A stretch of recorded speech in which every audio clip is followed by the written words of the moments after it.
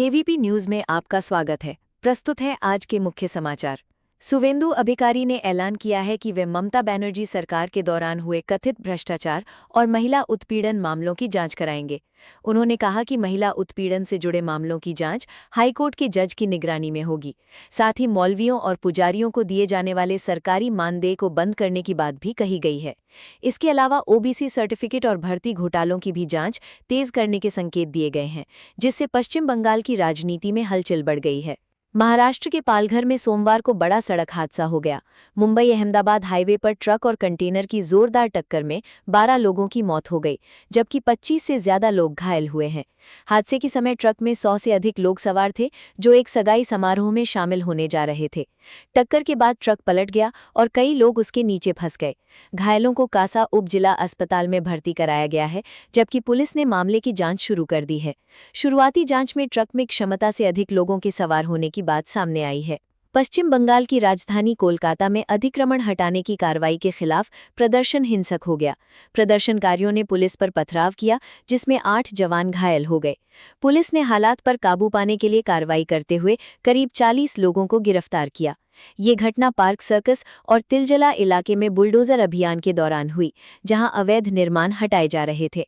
मुख्यमंत्री सुवेंदु अधिकारी ने घटना पर सख्त रुख अपनाते हुए कहा कि पत्थरबाजी किसी भी हालत में बर्दाश्त नहीं की जाएगी और उपद्रवियों के खिलाफ कड़ी कार्रवाई होगी। प्रशासन ने प्रभावित इलाकों में अतिरिक्त पुलिस बल तैनात कर सुरक्षा बढ़ा दी है। दिल्ली दंगा मामले में उमर खालिद को जमानत न देने वाले अपने पुराने फैसले पर सुप्रीम कोर्ट ने गंभीर आपत्ति जताई है। कोर्ट ने कहा कि यूएपीए जैसे कड़े कानूनों में भी बेल नियम है और जेल अपवाद, इसलिए लंबे समय तक बिना ट्रायल के किसी को जेल में रखना सही नहीं माना जा सकता। जस्टिस बीवी नागररत्ना और उज्जवल भुइयां की बेंच ने कहा कि उमर खालिद और शर्जील इमाम को बेल न देने वाला जनवरी 2026 का फैसला सुप्रीम कोर्ट के पुराने के नजीब फैसले की भावना के खिलाफ लगता है। हालांकि फिलहाल उमर खालिद को राहत नहीं मिली है, लेकिन कोर्ट की इस टिप्पणी को यूएपीए मामलों में जमानत के अधिकार को लेकर बड़ा संकेत माना जा रहा है। उत्तराखंड के देहरादून में नारकोटिक्स कंट्रोल ब्यूरो एनसीबी ने एक बड़ी कार्रवाई में 182 करोड़ रुपए कीमत की प्रतिबंधित ड्रग कैप्टागन बरामद की है, जिसे अक्सर जिहादी ड्रग कहा जाता है। जांच में सामने आया कि ये ड्रग एक हाईटेक फैक्ट्री में बनाई जा रही थी, जिसे कथित तौर पर एक सीरियाई नेटवर्क को रोज 50,000 रुपए किराए पर दिया गया था। एजेंसियों के मुताबिक फैक्ट्री में टैबलेट बनाने की मशीनें, केमिकल और पैकेजिंग यूनिट मौजूद थीं। एनसीबी ने इसे ऑपरेशन रेज पिल के तहत पकड़ा और मामले में कई गिरफ्तारियां की हैं। शुरुआती जांच में संकेत मिले हैं कि भारत का इस्तेमाल इस ड्रग को मध्य पूर्व देशों तक पहुंचाने के ट्रांजिट रूट के रूप में किया जा रहा था। उत्तराखंड में जनगणना ड्यूटी कर रहे शिक्षकों और कर्मचारियों को लोगों के विरोध और व्यवहार की वजह से कई परेशानियों का सामना करना पड़ रहा है।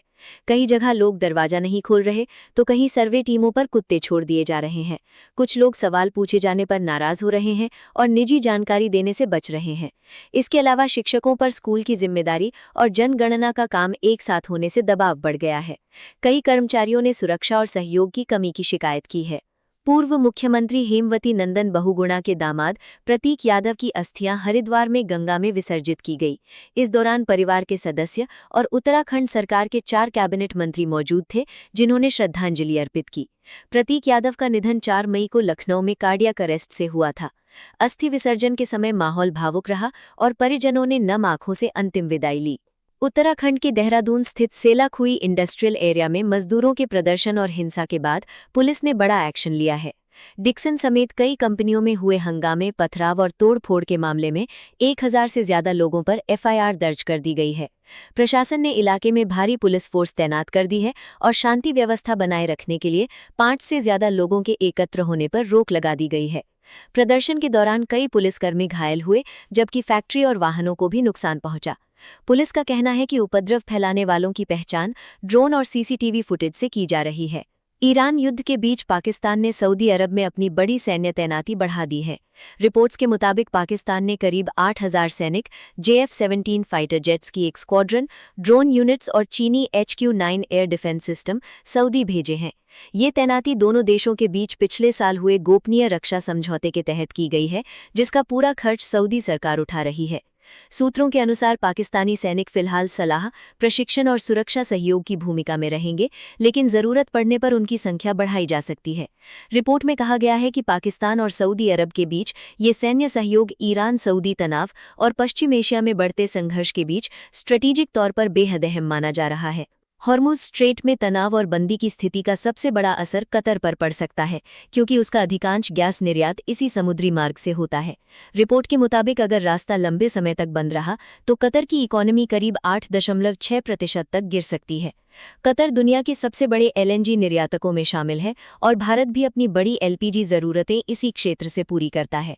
विशेषज्ञों का कहना है कि इससे भारत में गैस और पेट्रोलियम उत्पादों की कीमतें बढ़ सकती हैं, साथ ही सप्लाई चेन पर भी दबाव पड़ेगा। भारत ने साफ किया है कि वो अमेरिकी प्रतिबंधों या छूट खत्म होने की आशंका के बावजूद रूस से कच्चे तेल की खरीद जारी रखेगा।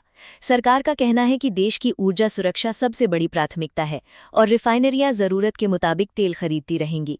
मई 2026 में भारत ने रूस से रिकॉर्ड करीब 23 लाख बैरल प्रतिदिन कच्चा तेल खरीदा, जो अब तक का उच्चतम स्तर माना जा रहा है।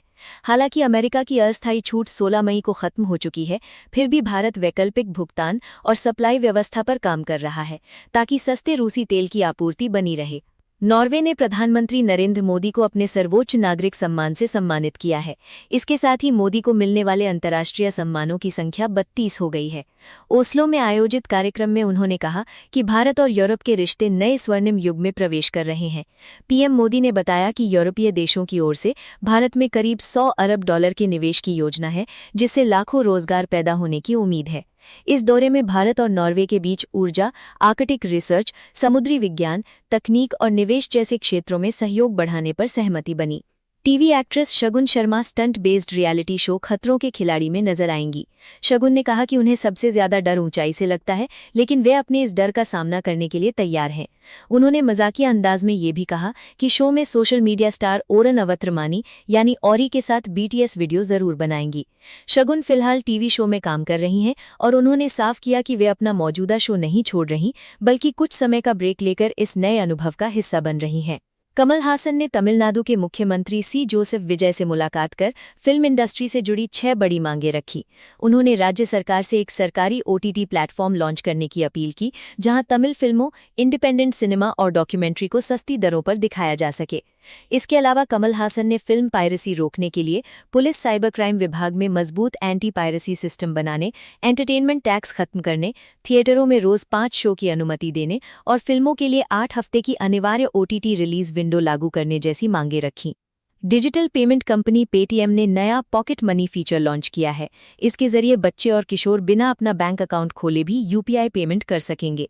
ये फीचर एनपीसीआई के यूपीआई सर्कल सिस्टम पर आधारित है, जिसमें पेरेंट्स अपने अकाउंट से बच्चों को सीमित खर्च की अनुमति दे सकते हैं। फीचर में पेरेंट्स को पूरा कंट्रोल मिलेगा। वे बच्चों के लिए मासिक खर्च सीमा तय कर सकेंगे, रियल टाइम ट्रांजैक्शन ट्रैक कर पाएंगे और जरूरत पड़ने पर एक्सेस बंद भी कर पाएंगे। रिपोर्ट के मुताबिक एक यूजर के लिए अधिकतम मासिक लिमिट 15,000 रुपये रखी गई है। पॉकेट मनी फीचर से बच्चे अपने फोन पर पेटीएम ऐप के जरिए school, college canteen, metro, mobile recharge, online shopping और छोटे रोजमर्रा के पेमेंट आसानी से कर पाएंगे। इससे उन्हें हर बार पेरेंट्स का फोन या ओटीपी लेने की जरूरत नहीं पड़ेगी। भारतीय शेयर बाजार में सोमवार को भारी उतार चढ़ाव देखने को मिला। शुरुआती कारोबार में बीएसई सेंसेक्स करीब 1000 अंक तक टूट गया, लेकिन बाद में रिकवरी करते हुए नुकसान काफी हद तक कम कर लिया। बाजार पर बढ़ते भू राजनीतिक तनाव, कच्चे तेल की कीमतों में तेजी और रुपए की कमजोरी का असर दिखा। इस बीच भारतीय रुपया डॉलर के मुकाबले रिकॉर्ड निचले स्तर 96.33 तक पहुंच गया। वहीं ब्रेंट क्रूड ऑयल की कीमत भी 2% से ज्यादा बढ़कर $110 प्रति बैरल के पार निकल गई, जिससे महंगाई और आयात लागत बढ़ने की चिंता गहरा गई। विशेषज्ञों का मानना है कि अगर कच्चे तेल और डॉलर में तेजी जारी रही तो आने वाले दिनों में बाजार में और दबाव देखने को मिल सकता है। राजस्थान रॉयल्स को आईपीएल में लगातार तीसरी हार झेलनी पड़ी। दिल्ली कैपिटल्स ने अरुण जेटली स्टेडियम में 5 विकेट से जीत दर्ज कर प्लेऑफ की उम्मीदें जिंदा रखीं। पहले बल्लेबाजी करते हुए राजस्थान ने 193/8 रन बनाए, लेकिन टीम 14 ओवर में 160/2 की मजबूत स्थिति में होने के बावजूद आखिरी 6 विकेट जल्दी गंवा बैठी। मिचेल स्टार्क ने शानदार गेंदबाजी करते हुए 4 विकेट लिए। 194 रन के लक्ष्य का पीछा करते हुए दिल्ली को केएल राहुल और अभिषेक पोरेल ने बेहतरीन शुरुआत दी। दोनों ने पहले विकेट के लिए 105 रन जोड़े। राहुल ने 56 रन और अभिषेक ने 51 रन की पारी खेली। अंत में कप्तान अक्षर पटेल और आशुतोष शर्मा ने तेजी से रन बनाकर टीम को 19.2 ओवर में जीत दिला दी। इस जीत के साथ दिल्ली की प्लेऑफ की उम्मीदें कायम हैं। और अंत में मौसम। भारत के कई हिस्सों में तेज धूप, गर्मी और कुछ जगहों पर आंधी बारिश का मिश्रित मौसम रहने की संभावना है। दिल्ली, एनसीआर और पश्चिमी उत्तर प्रदेश में साफ आसमान और तेज धूप के कारण तापमान बढ़ सकता है, जबकि उत्तर प्रदेश, बिहार, झारखंड, मध्य प्रदेश और छत्तीसगढ़ में गरज चमक के साथ तेज हवाएं और बारिश के आसार हैं। पूर्वोत्तर भारत में कुछ जगहों पर बारिश और बर्फबारी के संकेत हैं, जबकि पूर्वी भारत के कुछ हिस्सों में तापमान में उतार चढ़ाव रह सकता है। इसी के साथ केवीपी न्यूज से आज के समाचार समाप्त हुए। नमस्कार।